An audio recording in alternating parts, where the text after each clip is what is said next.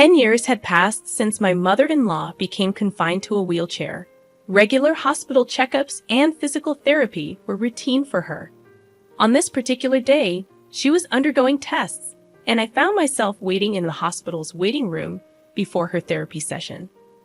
In the midst of my thoughts, a doctor suddenly pulled on my arm, a deep concern etched on his face. "I'm going to speak with her primary doctor about this," he announced. Gently releasing my arm, I observed that the doctor in front of me was a man, whereas my mother-in-law's primary doctor was a woman. Confused about the need for a doctor who wasn't her primary to discuss her case, I questioned the situation. The male doctor hastily grabbed my hands, realizing my suspicion. "There's something neither your mother-in-law nor her primary doctor should hear. That's why I only want to tell you," he explained. Intrigued, I took a step closer to him. "My name is Julie, a 37-year-old office worker. Recently, I've been working remotely for a small and medium-sized company. However, the doctor's revelation seemed unrelated to my mother-in-law's condition." He continued, "When I was a child, my mother left home, and I was raised by my father in a single-parent family. Despite my father's warnings about my mother being a spendthrift, I never felt lonely due to the love he showered on me. I eventually went to college and found a job, leading an independent life. 14 years ago, I married Mike. His mother warmly welcomed me into their family, treating me like her own daughter. However, tragedy struck when my mother-in-law was involved in a car accident, leaving her wheelchair-bound. Despite various caregivers, her condition deteriorated, and she expressed loneliness, prompting us to move back to care for her temporarily. As my husband and I visited her, she seemed relieved and began to smile. However, when we mentioned returning to work, her demeanor changed, and she didn't allow us to leave. My mother-in-law pleaded with desperation, her voice nearly hysterical. "No, please, both of you don't leave. Don't leave me alone." Attempting to calm her, I assured, "Mike really needs to return to his job, but I'll talk to my company and see if I can stay here a bit longer. I'll come back as often as I can. Just hang in there for me, Julie." With tearful eyes, she implored, "If you can stay, that would be great. Mike, you better come back, okay? I'll be waiting." After losing her husband, she had endured loneliness for a long time. Our sudden notification of departure likely triggered anxiety and confusion. Her weakened state over the past week heightened her fear of facing loneliness. After discussions with my company, I decided to switch to remote work and operate from home temporarily to care for my mother-in-law. However, her aversion to being alone persisted. Even when I worked from home, she clung to me relentlessly. I couldn't let her be seen by my coworkers, and no matter how close we might be, she'd always be waiting where she could see me. It felt like I was under constant surveillance, leading to a growing sense of resentment. Meanwhile, Mike would come home on weekends and take days off during the week to assist with her care. Despite ongoing physical therapy, her condition showed no improvement, preventing my return to the office. Our personal lives became dominated by her care, leaving no time for just the two of us. The 10th year of this lifestyle marked her 65th birthday, and with each passing year, her dependency on us grew. My husband, unable to bear the situation, reduced his visits year by year. Even if I stepped out for a few minutes, my mother-in-law would panic, insisting I take her with me. Calming her down took ages, and I couldn't go back to our own home. Yet, I couldn't abandon the woman who had welcomed me without judgment or prejudice from a single-parent household. Then, a pivotal moment arrived. During a routine checkup, I accompanied my mother-in-law to the hospital as always. Dr. Mia, a woman in her 30s, had been her trusted doctor for a decade. When my mother-in-law went into the examination room, a young male doctor named Ryan approached me. Startled, he said, "Excuse me, you're Sally's daughter, right?" Sally was my mother-in-law's first name. Ryan explained that he recently joined the hospital and worked in the same department as Dr. Mia. Intrigued, I replied, "Yes, I'm her daughter-in-law. What's going on?" Ryan apologized for the sudden approach and requested a moment to discuss something about my mother-in-law. Curious, I agreed, realizing her appointment probably wasn't over yet. Agreeing to Dr. Ryan's request, he led me to a small private consultation room not far from the examination area. Motioning for me to sit, he took a seat across a small desk, fixing his gaze directly into my eyes. "You're currently living with Sally to take care of her, right?" Dr. Ryan inquired. "Oh yes, that's correct," I replied. I explained that for the past decade, I had been working from my mother-in-law's home while tending to her needs. The increased dependency had left me with little personal time, causing my husband to avoid coming home. Listening intently, Dr. Ryan nodded. I found myself expressing all the frustrations that had built up. Apologizing for the venting, I remarked, "I'm sorry for going on like this." Dr. Ryan reassured, "It's completely all right. Anyway, 10 years, that's quite a commitment." His face turned thoughtful, and then he looked at me with a serious expression. However, before his words could reach me, a scream from my mother-in-law pierced the air. Both Dr. Ryan and I rushed to the examination room, only to witness an unthinkable scene that left me speechless. Dr. Ryan urged, "You should leave that house as soon as possible. Get away from your mother-in-law." Suppressing my anger, I nodded, and without heading to my mother-in-law, I went straight to the police. Despite skepticism, they promised to investigate. I hastily packed my belongings from the house, the disturbing image from the hospital replaying in my mind.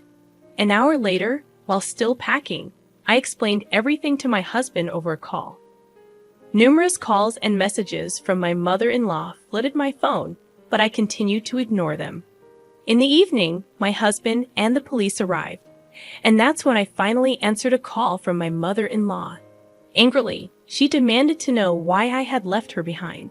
With a firm attitude, I informed her, "I realized I don't need to live with you anymore. I'm going back to the house where my husband is." Indignant, my mother-in-law ranted and raved. With a sigh, I responded, "Why don't you just walk back home from the hospital?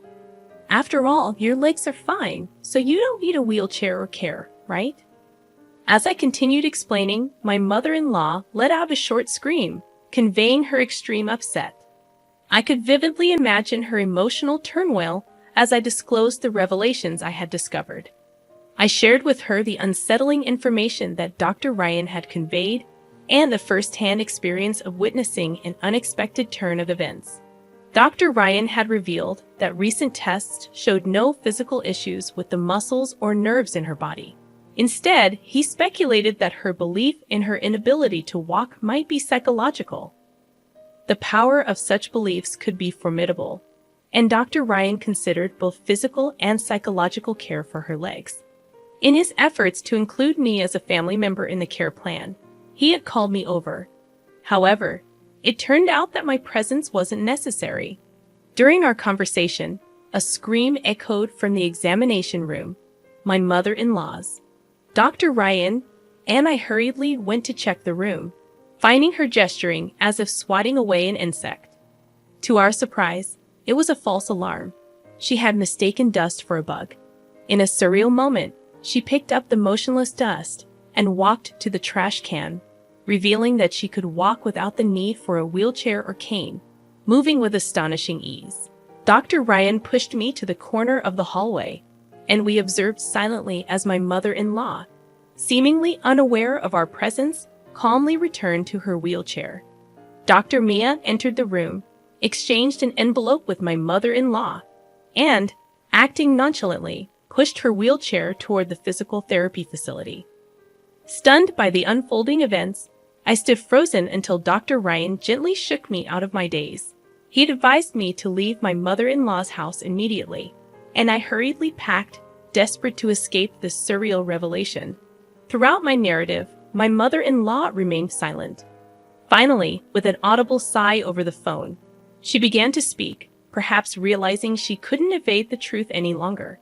Acknowledging the car accident that initially left her wheelchair-bound, she admitted that thanks to treatments, she could walk with the aid of a cane about 5 years after the incident. Listening in disbelief over the speaker, my husband and I were stunned. What puzzled us most was the purpose of the 12 years we had spent caring for her. She expressed her fear that once we discovered she could walk, we would leave her side. Tearfully, she admitted, "Julie, Mike, I couldn't bear that thought. I feared losing you both, and that's why I kept up the pretense. I truly love you like my own daughter." My mother-in-law had often expressed her loneliness after Mike moved out and my husband passed away. Despite her repeated pleas, our hearts remained unmoved. While we understood her feelings, we believed the way she went about it was wrong. Apologizing, we explained, "We can't be by your side any longer. Sorry, Mom, Mike, but the way you went about it was wrong." I continued, expressing my own sentiments. "I've been taking care of you for the past 10 years while working. My colleagues have experienced promotions, marriages, and childbirth. Because of your care, I couldn't have a child of my own. I had almost given up on having kids, but now I feel like the past 10 years are in vain. Why did you deceive us to the point of having us care for you? We would have visited you during our time off. Why did it have to be this way?" Though I didn't mean to blame her, tears welled up as the words poured out. With my husband supporting me, I conveyed that I no longer intended to care for her. We decided to leave her house that day and cut off all contact. Despite her protests and hysteria, we hung up, contacting the police, who assured us they would begin an investigation.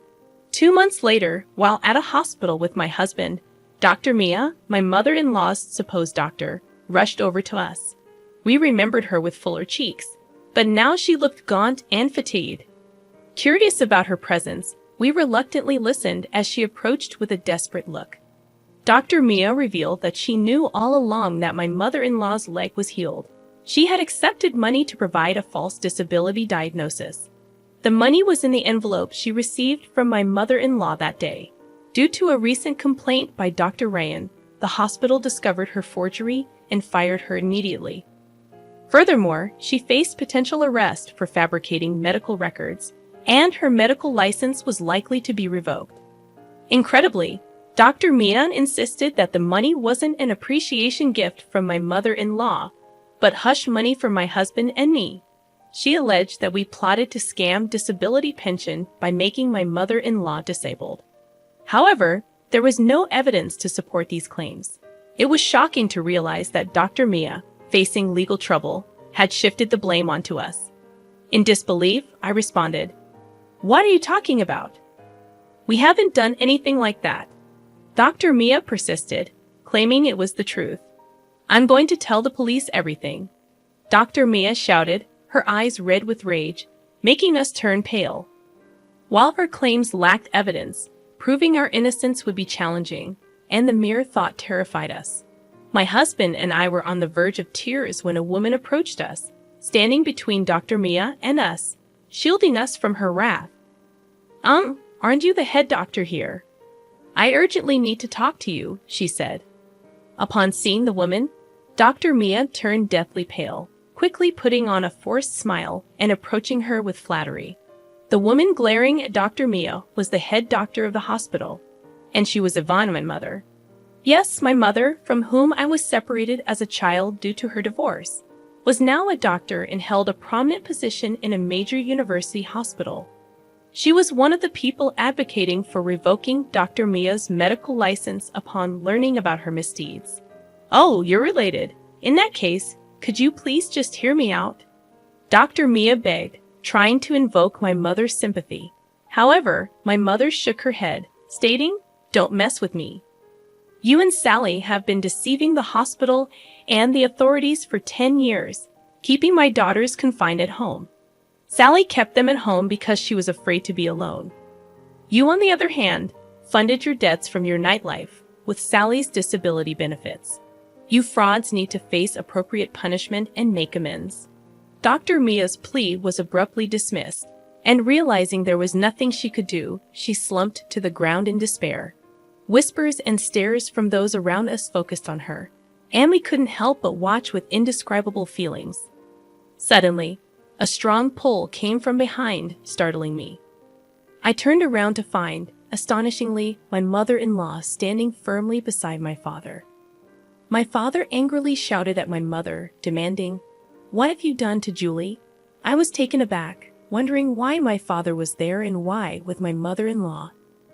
When I heard that Sally was looking for Julie, I wanted to help. You moved to a place without telling me, and I thought I would meet you if I followed Dr. Mia, my father explained. The reason I hadn't told my father our whereabouts wasn't just because of the family connection between my mother-in-law and him. Since my mother-in-law's car accident, I had asked my father to look after her when I was out for work. During those times, they became close and started dating secretly behind our backs. I had found out about this last year, suspecting their relationship when I saw them talking closely at my in-laws' house. "Give Julie back. I won't let you take her away," my father yelled at my mother, an intensity I'd never seen before. Brushing off his grip, I shouted, "Stop it. I know all the stories you told me about Mom are lies." My father's face went pale at my revelation. Since the divorce, he had been feeding me lies about my mother to ensure I didn't want to meet her. The stories about her treating him like a slave or leaving him for a younger man were all false. My mother, an accomplished doctor, always had a busy schedule, and my father knew this when they married. However, after I started daycare, his attitude shifted drastically. Blaming her for our lack of family vacations, he decided to divorce her, claiming she wasn't a good mother. On my 4th birthday, my father suddenly took me and left home. In reality, it was him who left, not my mother. Following the divorce settlement, even though my mother had a decent income, she couldn't guarantee time for raising me. My father was nominated to live with me. However, my mother had been sending a substantial amount in child support every month. I didn't know this until I met my mother. Even after becoming a single parent, my father ensured I didn't want to see my mother by portraying her in a negative light with false stories. It seemed that my mother wanted to see me, but most of the time, she was overseas for training or research. She kept sending me letters from overseas that my father kept refusing, hiding the letters. There were times when it seemed they might meet, but something always came up. Either my mother got an emergency call at the hospital, or my father would come up with an excuse to cancel at the last minute. I had been told since I was young that my mother couldn't be reached, or that no one knew where she was. It turned out that was a lie.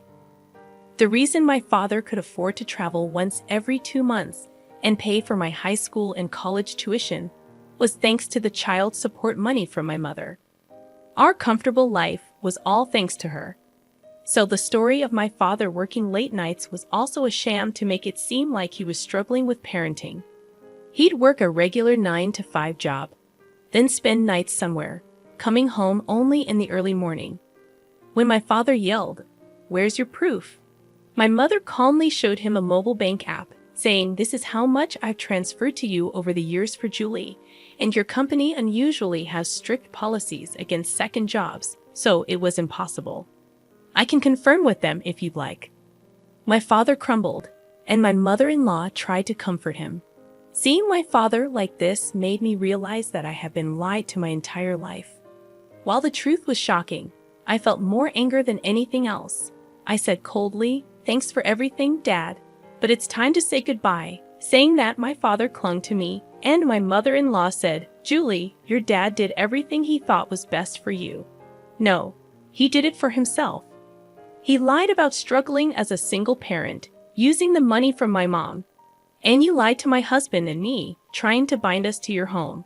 Both of you are a perfect match for your lies. Please stay away from us. With no excuses left, my father and my mother-in-law were speechless. Ignoring their stunned faces, we left the hospital with my mother. Later, Dr. Mia was arrested and lost her medical license. She had forged medical documents multiple times and was sentenced to imprisonment. Additionally, the hospital she worked for is suing her for defamation. My mother-in-law had bribed a doctor for a fake diagnosis, leading to her having to pay back all the pension money she received with interest. She's also facing fraud charges, as informed by the police. Mike says he's cut ties with her, so he's not bothered about her future. I'm trying not to care either. As for me, I realized I had been somewhat dependent on my mother-in-law. Feeling betrayed sent me into a mental spiral, so I've been seeing a therapist at the hospital where my mother works.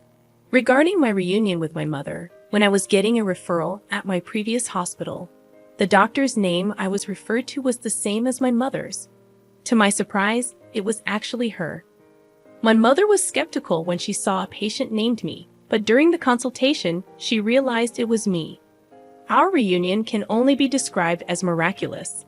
I can't be treated by my mother due to hospital rules, but she supports me from behind the scenes. I've been back to my job at the office while still attending therapy. When visiting Dr. Ryan, who informed me of the truth about my mother-in-law, I heard that he and my husband were old high school buddies. We now often hang out with Ryan visiting our place, and everything feels like old times. It may be hard for me to forget how I was tied up by my mother-in-law and my father. But my husband, my mother, and Dr. Ryan always encourage me to take things easy and do what I want. Thanks to that, I'm planning trips with my friends or going to cafes by myself.